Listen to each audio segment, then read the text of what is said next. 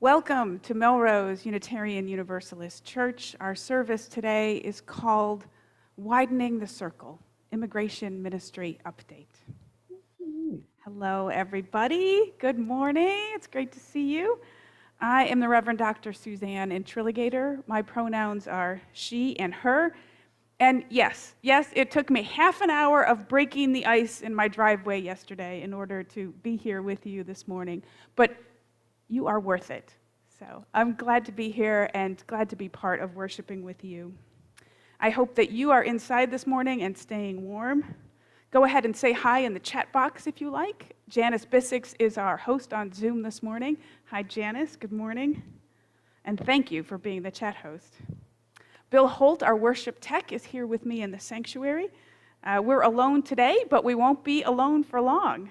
Here with a joyful update on our safe gathering guidelines is Dan Griscom. Dan, are you there? Hello. You may have already heard the good news, but with the sharp decline of COVID cases in the area, our safety team says we can resume in-person worship next Sunday, February 13th. We'll be handing out N95 masks and staying socially distanced, but we can be in the sanctuary again, and that will be great. We'll still have Zoom participation, so you can worship from home if you prefer. And what about our much-missed coffee hour? Well, after next Sunday's service, if the weather is good enough, we will have coffee hours outdoors with food and drink. Beth Cochran will be organizing it all, so if you can help with setting up or serving, please give her a call. If the weather isn't good, we will instead be gathering in Parish Hall, but masked with no food or drink. We'll decide this Thursday whether outdoors works, and we'll let you know via the midweek update. Thank you, and I'm looking forward to seeing you in person soon. Thank you, Dan. I am looking forward to having people here with me in the sanctuary again. I hope to see you, but folks on Zoom, please don't worry. We will, of course, still continue our worship and our meetings here on Zoom because we know that folks have many good reasons for staying home and joining us from home.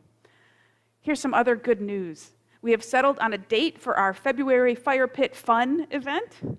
4 families have volunteered to host small groups in their backyards on Sunday, February 20th from 3:30 to 5:30. All you need to know, all the info, is in today's worship reminder, which is at the top of your email inbox. I know it's at the very top because it's late this morning. I just sent it out a few minutes ago. So sign up for Fire Pit Fun, and don't forget to bring the marshmallows. Another important meeting happens today after coffee hour. Josh Shortledge, this year's chair of our anti-racism team, will host a Zoom meeting to answer your questions about Beloved Conversations, which is an amazing online class that I've taken. It helps you heal the wounds of racism in our lives and in our communities. Josh and the anti-racism team are hoping that more folks from the church will sign up to take the course this spring. So he will be there online to talk with you about it today, and he'll be joined by Wendy Mastronardi and Tom Kurz, who have also taken the course. You can get the link to the meeting in today's worship reminder, which is in your email inbox. Also, there is info there to sign up for a book discussion of The Way of Integrity, which I preached about 2 weeks ago. There's still time to get in on the group book order, so if you email Marie today, that's, again, in your worship reminder. So now let's get to today's worship service. It is going to be great. I know our immigration ministry is really important to this congregation. People here really show up to support this work. You come to fundraisers, you send in donations, you help move our families, you furnish their homes, and you take care of them. And you love this annual worship service when you get to hear more about how it all works. Today will not disappoint you. It will be fun and deep and full of juicy tidbits of cultural exchange. As most of you know, Paul Belfonte and Michelle DeVoe served as co-chairs for our team for the first 2 years, and they did an amazing job with it. For today's service, however, these two wanted to pay tribute to another member of their team, Nancy Free, who even before we started the team was working with volunteers, with refugees and asylum seekers for 10 or 15 years at that point. Nancy shone a light for us here, and she inspired Paul and Michelle. So for today's story time, Michelle and Paul wanted to interview Nancy about this work and why she finds it so rewarding. So if you're a Nancy fan, and I know most of us are, you want to be sure to see that. Then in the sermon section today, Alex Leach, who is the current chair of the team, will give us an update about our clients and show some photos of them from over the last year. Then Paul and Michelle will introduce us to 2 new clients who just this fall fled from the Taliban in Afghanistan. Just yesterday, in fact, these 2 new clients moved into their new apartment in Malden, which you helped to furnish. It's so exciting. I am so proud of this congregation. It was just over 3 years ago that we introduced this concept of ministry teams, and you all voted to focus on anti-racism and immigration. And look what you've accomplished. You've changed lives.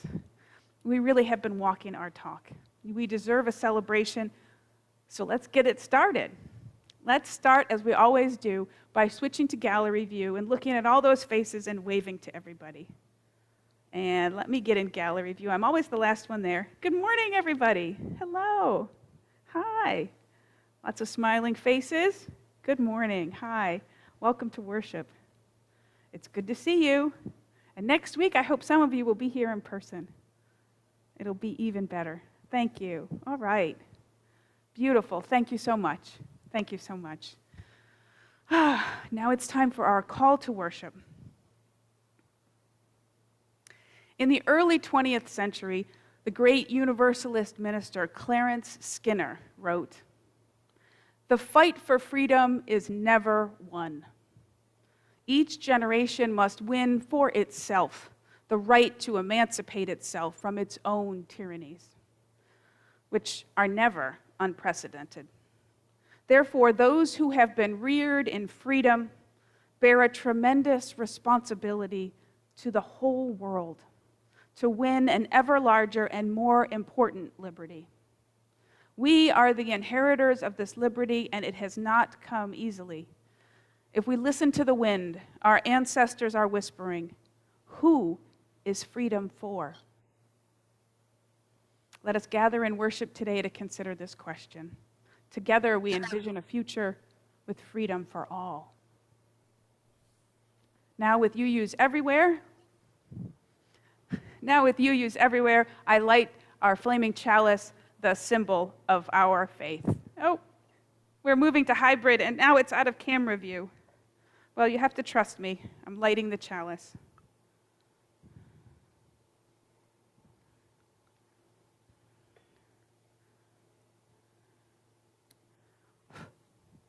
Sorry. Today we are moving from Zoom only back to hybrid, and that means a lot more technicalities and camera view adjustments. So excuse me, you have to take my word for it. The chalice is right there, and it is lit. And now for our chalice lighting reading, a member of our immigration ministry team, Ginger Lazarus. Ginger, are you here today? I am here. Go ahead. Welcoming the Stranger by Tracy Bleakney. A child journeys far from home, fearful and brave, in need of safe harbor. Guided by this chalice, may we seek to understand the causes of flight, like the comfort of a candle flickering in a window of darkness. Let us welcome this child into our home with warmth, nourishment, and love. Would we not want the same for our own child, lost and alone in a strange land? Thank you, Ginger. Our opening hymn this morning is from the Teal hymnal, but according to Tara, we've never sung it. Luckily, I discovered this beautiful recording online, which I borrowed from our sibling UUs in Fort Collins, Colorado. I chose it for this lyric: "The only border that can close you in is the border around your mind." The song is based on an African-American spiritual from the Gullah Islands off Georgia. It's "Open the Window."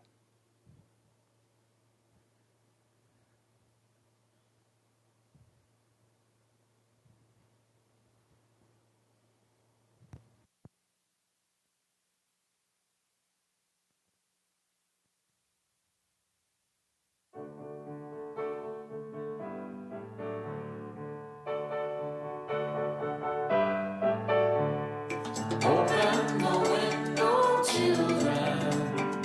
Open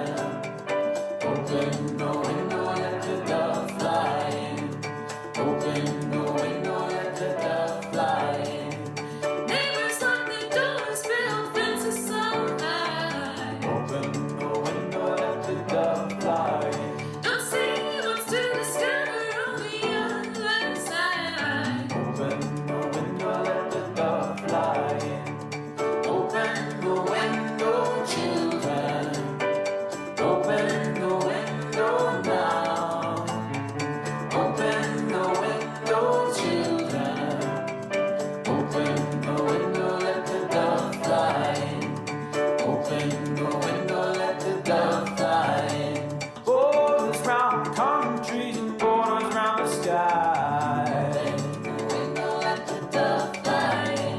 Only border closure and some border around your mind. Open the window, let the dove fly in.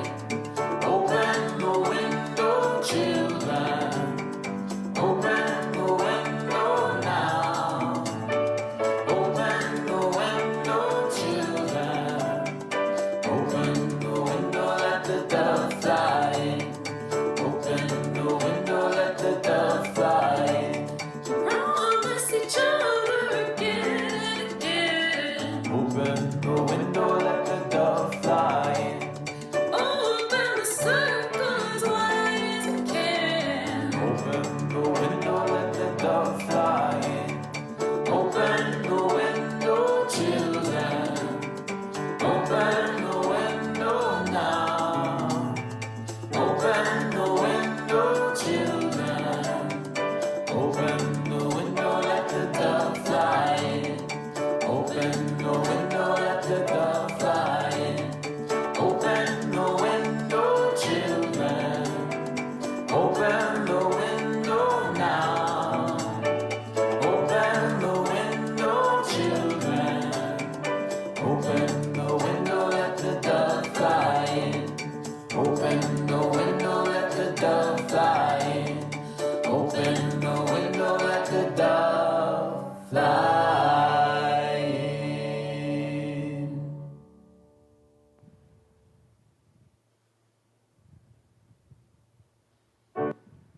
Wonderful. I've had a note in the chat box that the audio and video are not in sync for people. Maybe there's something we can do about that. Please let us know more in the chat box if it gets lined up. Meanwhile, if you would join me, please, in the words of our covenant, which are on your screen now.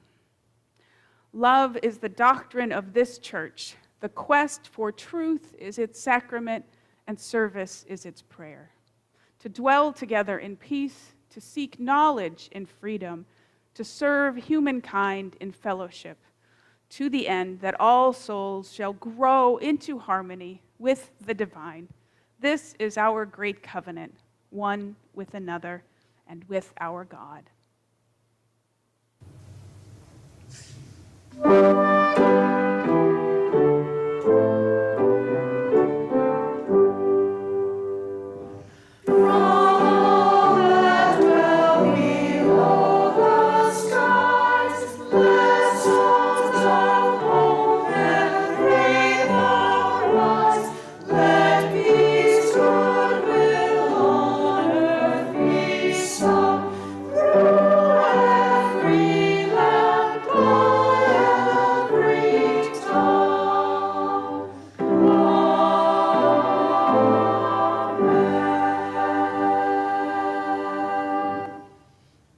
And now it's time for our story. Recently, we decided to open up this space to reflections and creative contributions from our members. Today, the two former co-chairs of the immigration ministry team asked if they could use this space to highlight the contributions of another member, someone who has been doing this work since long before our team was formed. So here now, Paul and Michelle interview the indomitable Nancy Free. The video is about 6 minutes long.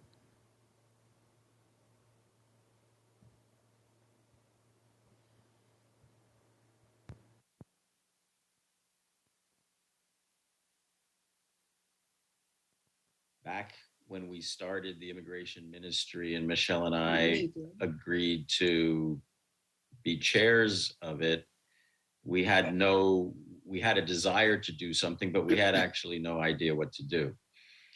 And you showed us the way because of the work that you've done in the past. You brought us to the refugee immigration ministry and allowed us to get involved with the asylum seekers that we've supported and other things like that that have really made all the difference. You pointed us in the direction of RIM, but you also showed us how to work with refugees. working with immigration, did you go right to RIM, or what did you do early on? That was somewhere back around maybe 2005 or so. And I just attended the meetings and helped with the fundraising. My volunteer work with people from abroad was confined to teaching English. They have an English program which shows you how to do it. So Nancy, you've done a lot of different types of activism. You've been very politically involved. We know you've been involved in environmental causes. What drew you to work with immigrants and asylum seekers in the first place? Well, you get to meet a lot of interesting exotic people from a lot of interesting exotic places, and you just might actually help somebody and make a difference in their life. Right. That is very satisfying. And there are people that you have stayed in touch with, right? Beyond the point where they need our help. Well, I started out teaching English to a young Tibetan woman who had moved here because her husband moved here. His brother was living in Malden, so she moved in. Mhm. And she didn't know a word of English.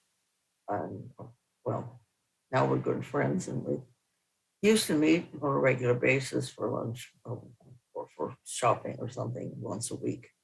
But she's very, very much afraid of the COVID. So that's been kind of curtailed. But we keep in touch by telephone. Can you tell us about any other people that you've worked with that come to mind? Well, of course, there's Miriam from Uganda with her 4 kids, Mhm. who ranged in age from 5 until 17 when they came. She had to leave because the government tore down her house, basically. She had a lovely little cottage with a cottage beside it that she rented out, a banana plantation in the back, and palm trees overhead. And she showed me a picture of it, and then she showed me a picture of the heap of rubble. So she decided it was time to get the heck out of Dodge. So she took everything that she could take, took all her money out of the bank, bought plane tickets for herself and the kids, and went to New York. She arrived with $300 in her pocket and somehow made her way up to Boston. And she was sent to an Ugandan church. I think it was in Waltham. And she was living there for a while in this unheated church in November. And we moved her to an apartment in Malden. We moved all 5 of them into the 1 spare bedroom. And then we got a succession of host homes. We did a lot of moving for that family. This is one of our success stories. The mother has got her GED. She's got a job. She has a car. She learned to drive. The eldest son, has graduated from Melrose High, and he has a job, and I think he is taking courses now in Bunker Hill Community College. But she is definitely one of our success stories, I would say. We've all worked very hard on this particular family. Yeah, that's been a really special experience. A lot of ups and downs, a lot of really uncertain and scary times with them, but also seeing how the things that they had to deal with, sort of, going on that journey with them and understanding the things that they had to navigate to acclimate to a new country, to figure out, how to get working papers and a job and get the kids in school. It's been a pretty incredible experience. It has all the way around. And now we've got an asylum seeker from Nepal who is fleeing a domestic violence situation. And she looks like it. She came to me when I first met her, she was in tears, but now she smiles all the time. I think one of the best stories that you've told us from your relationship with her is that you took her to Salem for Halloween. Yes, Right? enjoyed that thoroughly. That's quite an experience. Yeah, one of the things about these asylum seekers is they are really courageous people. I can't imagine myself giving up everything I have and going to a foreign country where I don't speak a word of the language, and I have no job, no place to stay, Nothing. That I- takes I- either a lot of guts or a lot of desperation or a lot of both.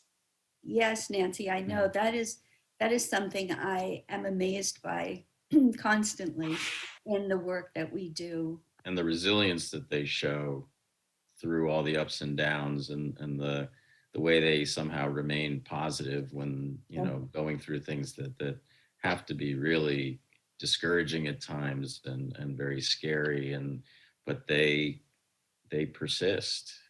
And now we have 2 Afghan ladies that we're moving into an apartment in Malden. And we've got a bunch of furniture to furnish the apartment. And now we're asking for donations. Michelle is spearheading this. We're asking for donations from everyone. Everything from kitchen spoons to bath towels. That's right, Nancy, and you've gotten the bath towels. And we thank you for that. And so it's going to be a whole new adventure, right? We're off on another wild adventure. Yes. Yeah. Back when we started the immigration ministry. Thank you, Paul and Michelle and Nancy. Each week we take a few minutes for prayer and meditation, a time to center ourselves and connect with the holy. Let's start by relaxing into our chairs, feeling our feet on the floor, letting our bodies settle. Let's breathe in and out together.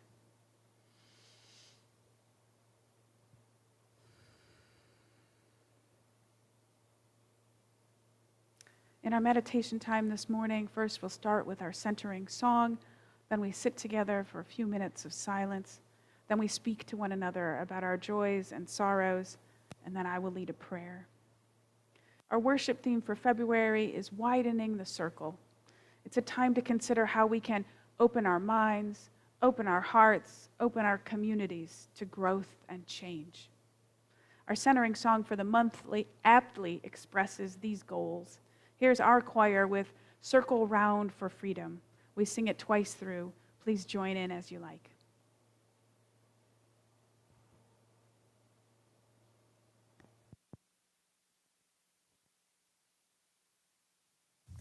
Circle round for freedom, circle round for peace, for all of us imprisoned, circle for release, circle for the planet, circle for each soul, for the children of our children. Keep the circle whole. Circle round for freedom, circle round for peace, for all of us imprisoned, circle for release, circle for the planet, circle for each soul, for the children of our children. Keep the circle whole.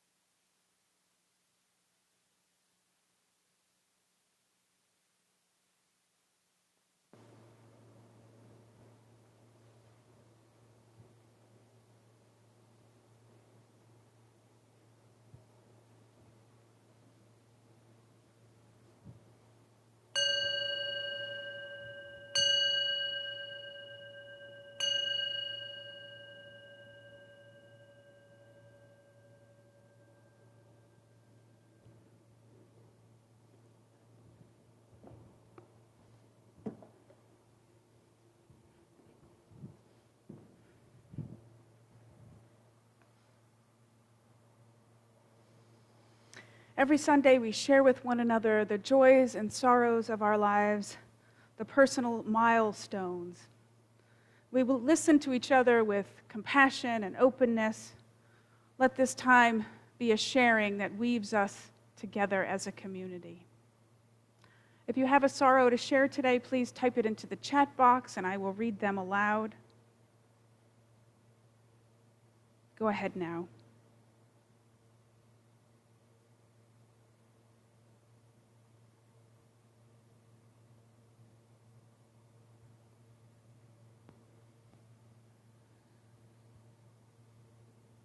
Thank you, Florence. Florence wants a candle of love and support for Vince's brother and nephew, recently diagnosed with COVID. Also for friend Miranda, recently diagnosed with the same.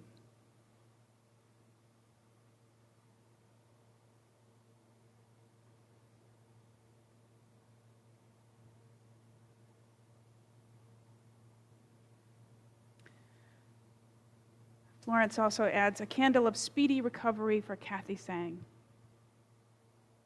From Paul and Michelle, a member of the Metro North cluster lost their daughter suddenly last week. We are heartbroken for them.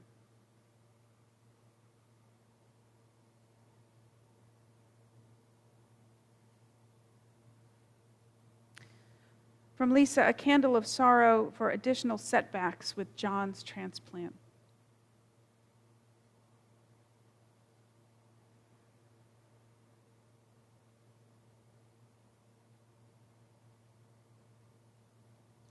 Are there any other sorrows today? Janice, did I miss any?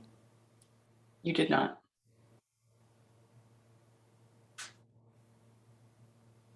Okay, let us hold all of these sorrows, the ones spoken and unspoken. Let us hold them in our hearts. May those who are hurting today feel our support and our love. May we reach out to them with kindness. I will light one candle, this gray one, as a beacon of care for all the sorrows, spoken and unspoken today.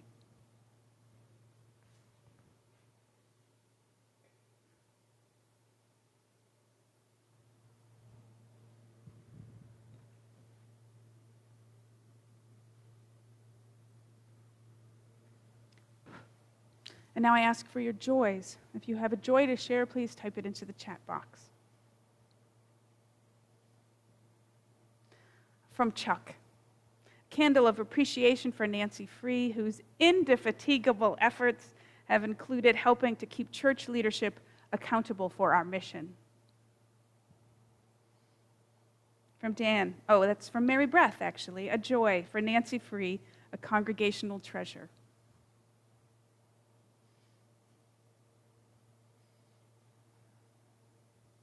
I have a joy this morning of my own. My daughter Lily was admitted to Tufts. Because James works there, Lily will get to go tuition free. So it is quite a big joy we are celebrating this weekend. From Jeannie and Dave, our daughter Allison passed her LCSW exam. Social work. Good for Allison. From Dan, a joy for all of us being able to meet in person again. Yes.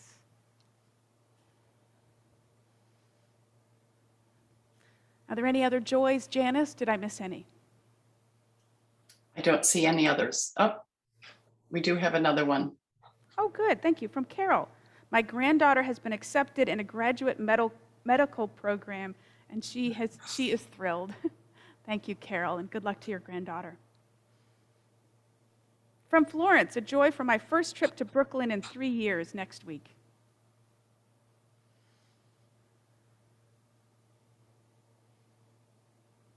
All right, let us hold all of these joys in our hearts as well. Thank you for sharing them. They help us connect to one another, and they remind us all of the beauty of living. I now light one more candle, the orange one, to shine out our thanks for all the many, many blessings in our lives.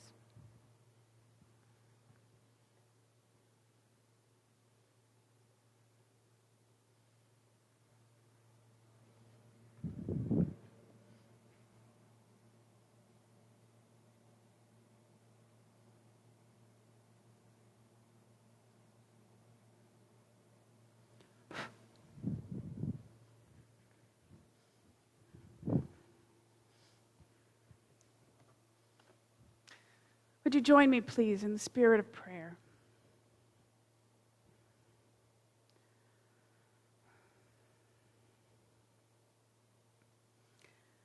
Spirit of life and of love, mystery that lives within all of us, we invite you into our minds in this moment. This is a difficult time in our community. So many of us are struggling with health concerns, feeling frightened or disconnected or just plain worn out.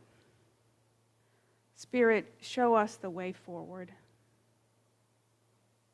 Come into our hearts now. Give us peace, comfort, and strength for this moment. Remind us of all who have come before, ancestors and loved ones who paved the way, who loved us and held us steady even in dark times. Remind us of the love that lives here among us. Remind us of the love that holds us steady even now.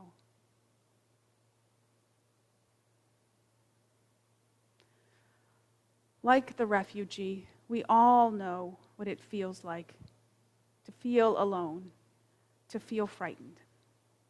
And so we reach out. We reach out to help, to connect, to make whole. And in helping others, we help ourselves. We reconnect ourselves with the larger circle of life, the greater whole. We sew ourselves into the fabric of world community, into the vision we are building every day of a new humanity. Spirit of life and of love, mystery inside all that is, help us to keep reaching out in pain, in sadness, in hope, to help, to connect, to learn, to build up. Reaching out is an answer. Reaching out is the answer. Connecting our way forward, let no one be a stranger. Amen.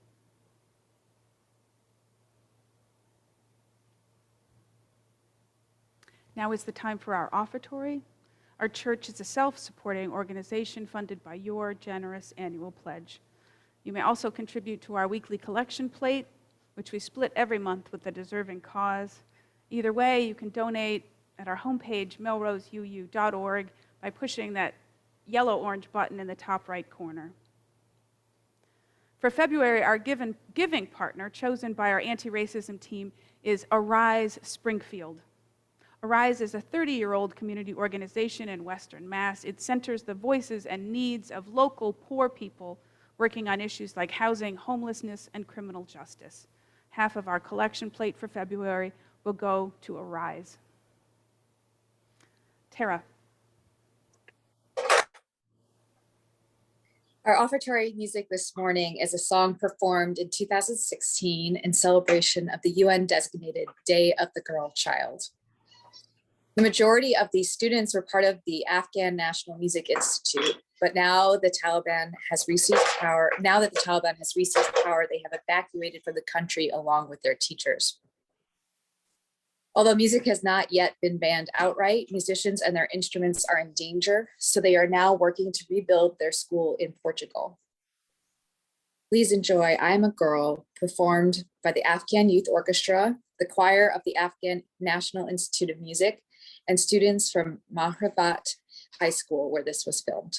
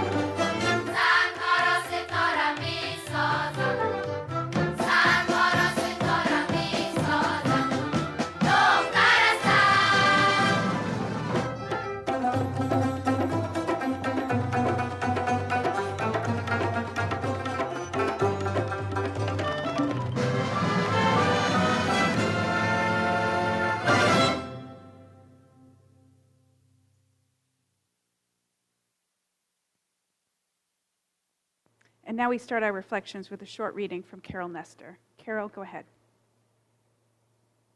This morning, I want to tell you about one of the people I've gotten to know through our immigration ministry program. It's a lovely woman from Nepal.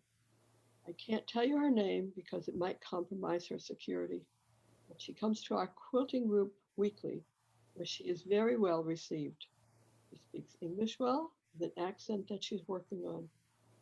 She had a professional job in Nepal.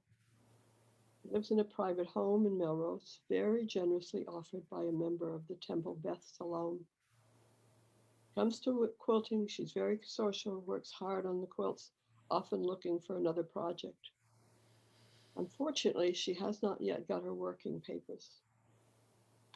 Currently, she has 4 to 5 volunteer jobs weekly and has been offered a job, a paying job in at least one of the places.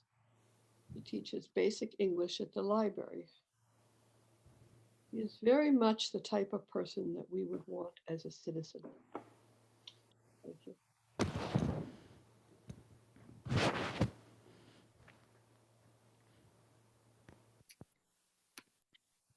Hey, good morning, everyone. I'm Alex Leach, the chair of the Immigration Ministry. Our work is all about people, so I want to start off my talk by showing you some photos that we've collected over the last couple of years with members of the IM team and some of our clients. So Bill, if you could start that now. Okay, so this first photo is our client from Nepal. We've obscured her face. She attended a hand printing on fabric workshop taught by Michelle through the Quilters group. Next slide. Okay, these are the M+4 kids looking happy and healthy. Nicole, Kaylor, Jovan, and Sydney. This is in the spring. Next slide. This was Sydney attending his first baseball game. Fenway, pretty cool place to attend your first baseball game. It was a Red Sox game with Paul, Michelle, and Sebastian. Next slide. This is Caroline, one of our clients, celebrating her birthday at Ginger's home where she was a tenant. This was in the spring. Next slide. And this is a picture of Michelle and Sue Hurst from Temple Beth Shalom doing the hard work of organizing the flower orders for distribution to all of the cluster groups from the spring flower sale. Okay.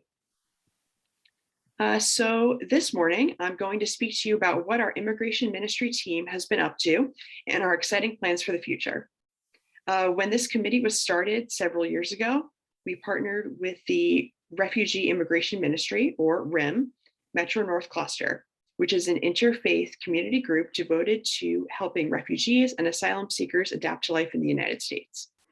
Through this partnership, we've sponsored asylum seekers from various countries, and Carol and Nancy spoke about some of these clients before, and they're from various countries such as Nepal, Tibet, Cameroon, Uganda, and Honduras, among others.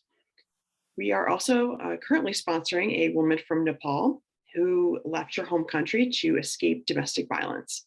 And Nancy Free, as she mentioned before, in particular, has been very involved in helping this asylum seeker adapt to her new life.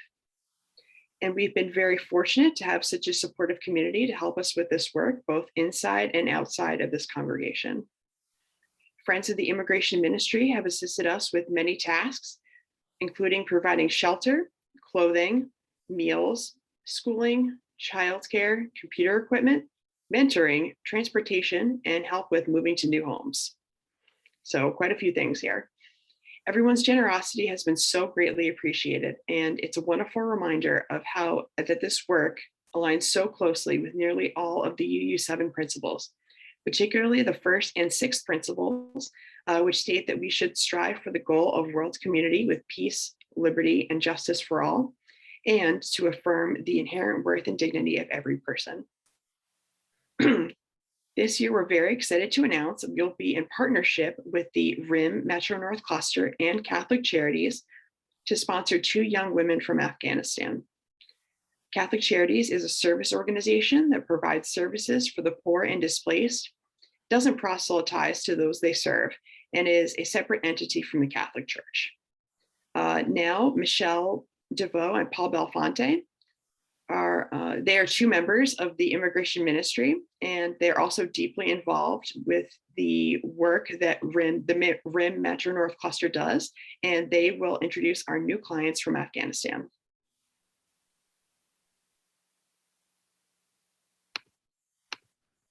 Hello. He's Paul Belfonte. And she's Michelle DeVoe.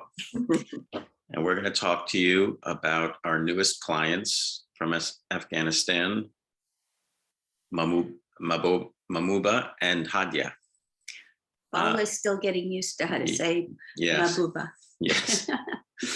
Mabuba is from central Afghanistan, from the Daikundi province, and Hadia is from south central Afghanistan, the Ghazni province. Both are members of the Hazara minority group. Hazaras have a long history of persecution. They're considered outsiders because of their Mongolian heritage from many centuries ago, and have been persecuted throughout history, but are particularly targeted by the Taliban and ISIS factions. If you remember over the last year or so, some stories about some terrible suicide bombings at a Hazara school and hospital in Kabul. Those are just some examples of how they're regularly targeted. Mabuba and Hadia are humanitarian parolees. So this is a special status that's been given to refugees from Afghanistan, given the chaos that occurred when the government fell and that massive evacuation happened in August of this year. And what that status means is that they were allowed to enter the US without going through the typical vetting process that happens to refugees who have been processed outside the country. So they have full refugee status, but they're going to have within 2 years, they need to apply for either asylum, refugee status, or a special immigrant visa to fully go through that process. But for now, they have all the benefits of a refugee, which means that they can work right away. They have a certain amount of money that's been given them to a government to get them started and so forth. So they have certain advantages over, say, an asylum seeker. Sorry. Bill, please take down the map and I will turn it over to Michelle. So we're just going to tell you a little bit about Hadia and Mabuba. They both speak Dari. Hazaras speak both Dari and Farsi, which are really very similar languages. They just have a little bit of a different dialect, somewhat like American and British English.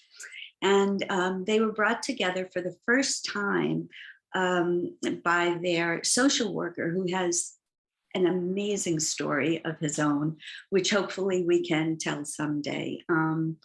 But because of their similar backgrounds and ethnicity, he thought that they would make good roommates. So he's Hazara too. And he's Hazara too. Yes, he is Hazara as well. So Hadia had been studying nursing in Kabul until the Taliban took over, and Mabuba studied midwifery and was working as an assistant nurse while continuing her studies. Probably also in Kabul, we're not sure. They're very excited to take up their studies here in the United States and hope to go into the medical field.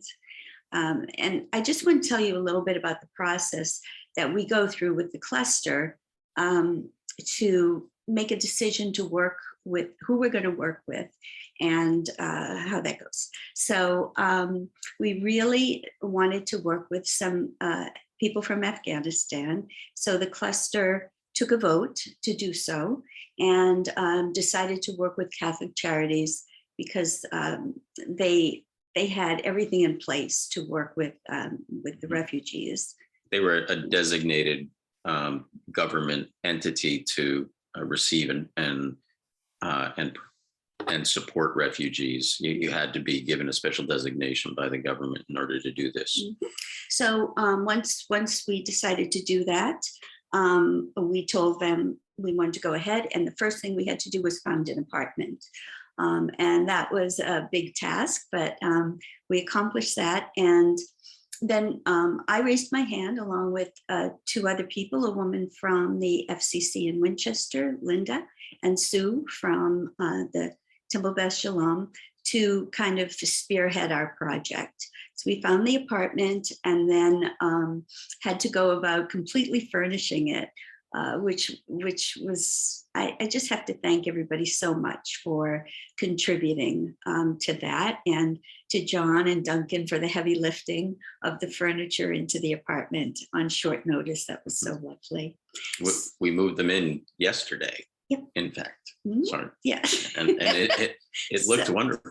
yeah. Oh, yes. Paul saw it for the first time, and yes, we moved them in, and they are just so they're in their early 20s, by the way, and they're just so delightful. They're ready to go. They're enthusiastic, and I presented them with very special gifts from our church, which were two beautiful handmade pillowcases that Carol Nestor had made, and some pot holders, and 2 teapots, which is so important to me because I'm a big tea drinker, and I knew they were. And I handed them the teapots, and they were just like hugging them, and they were so excited. So I think we're going to have a lot of fun with these two, and I hope that everybody will be able to meet them very soon. A lot of fun, but it's going to be a lot of work. Yeah, too. a lot of work. A lot of work. But we also have a real advantage here, in that these are well-educated women who, are ready to work and have several legs up. I mean, we've heard stories of other cluster groups that have gotten families, of 6 or 7 people where nobody speaks English. So Yeah, we lucked out. we got lucky, actually. Okay, I think back to Alex. Bill, yeah. Sorry, Alex. Sorry. It's okay. We went off so quick. Hi again. Now I'm going to tell you more about how you can get involved in this fulfilling work that we've been doing. I would also like to take the opportunity to thank everyone so much for the generous donations that have already been made to Hadia and Mabuba's home. Everyone has been just so really, really generous, and we just appreciate it so much. So Bill, if you could show slide 22. Okay, great. So even though a lot has been done already, a lot still needs to be done. So I'm just going to go through everything that we are still looking for. So first, there are basic needs. This would be periodic and seasonal coordination of clothing needs with other congregations. Nancy Free also needs help to procure 2 full-size mattresses and box springs from Mission of Deeds. Nancy has already contacted them and needs help with logistics. Next, there is life skills. So Hadia and Mabuba are going to need help with cultural orientation. So we need someone to serve as a point person for this, helping them with apartment living, grocery shopping, banking, all those sorts of things. We'll also need people to help coach Hadia and Mabuba about creating a household budget and helping them to develop a system for paying bills. We'll also need people to converse with them and engage in a cultural friendship with them to help them improve their English skills. There's also healthcare. We need people to help both of these women find primary care providers, accompany them to initial appointments, and to empower them to navigate these systems on their own, to make their own appointments, and help them to request interpreters for visits. Next is transportation. Fortunately, Hadia and Mabuba live very close to public transportation in Malden, which is great. But they will need some help to help teach them how to use it and get Charlie cards. We'll also need some help to coordinate with the interfaith team to identify drivers and reach out to volunteer drivers when transportation is needed. As I said, they have really good access to public transportation, so hopefully this would not occur too much. Okay, next is employment. Both these women are going to need help with their job searches, applications, and interview process. They'll also need help connecting with Jewish vocational services, and they'll need some support for job retention once they are both employed. We'll also need help with fundraising. This would entail working with the interfaith team to raise funds via appeal and or events, such as the flower sale that we saw a picture of earlier. And last is donations. So the Metro North Cluster team is committed to supporting our Afghan clients for up to 12 months. So a full year, we will need financial donations from all of the participating congregations for rent, utilities, and other living expenses. If anyone wants to make a donation by check, please make it out to MUUC and put Immigration Ministry in the memo. We will also be setting up an online donation button specifically for donating to the Immigration Ministry, which will be announced shortly. So stay tuned for more information about that in the coming weeks. Bill, if you want to go to slide 23. Okay. So this is a really special opportunity. Our goal is to form interfaith committees to coordinate and perform these various support functions that I just outlined. We hope that this will create the opportunity to meet and work with members of the different congregations that make up the Metro North Cluster, two of which are in Melrose, Temple Beth Shalom and FCC, and strengthen these relationships across our congregations. So if you are interested in helping out with any part of this great new opportunity, please contact myself, Paul Belfonte, or Michelle DeVoe as soon as possible, and we'll get started. Our information is in the church directory. Or you can stay right here on this Zoom room after worship for Q&A time, and we'll connect then. Thanks so much for listening. Thank you. Wonderful. Thank you so much, Alex and Paul and Michelle and Carol and Ginger and everybody on the Immigration Ministry team. It was a great presentation today. I just want to close us out with a beautiful, a perfect hymn, which reminds us why we do this work in the world, because no one stands alone. We all stand side by side. It's one of our favorite hymns. Our choir singing, "Draw the Circle Wide."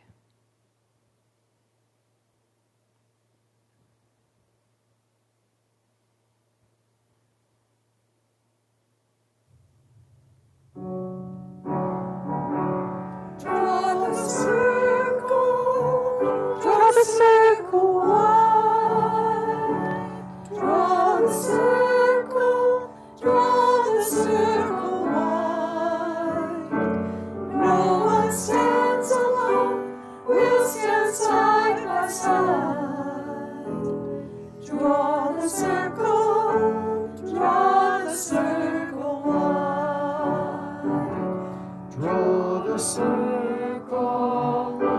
circle wide. Draw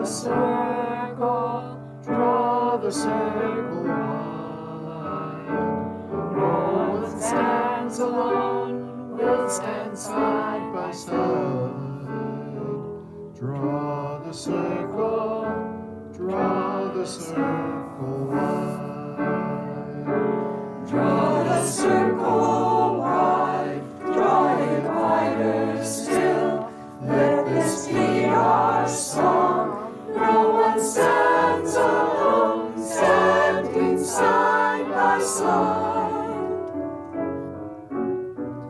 Draw the circle wide. Draw the circle wide, draw it wider still. Let this be our song. No one stands alone, standing side by side. Draw the circle, draw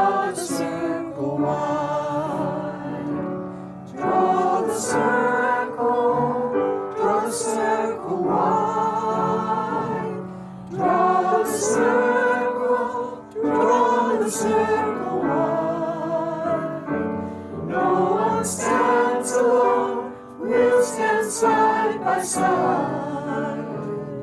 Draw the circle wide. Draw the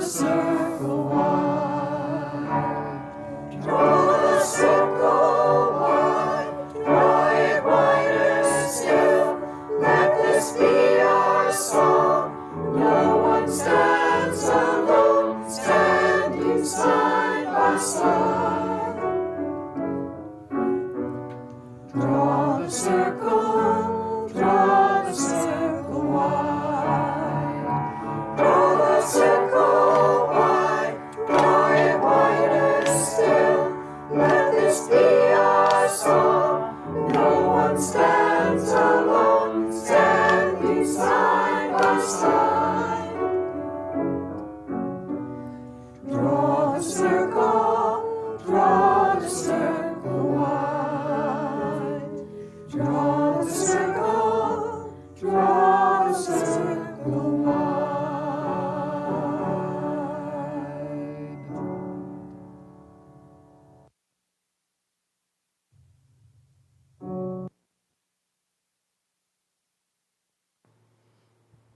In our chalice extinguishing words, which are on your screen, we extinguish the flame, but not the light of truth, the warmth of community, or the fire of commitment. These we carry in our hearts until we are together again.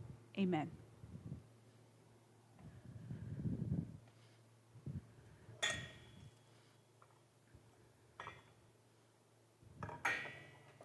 Our service has ended. In just a minute now, we will go into breakout rooms.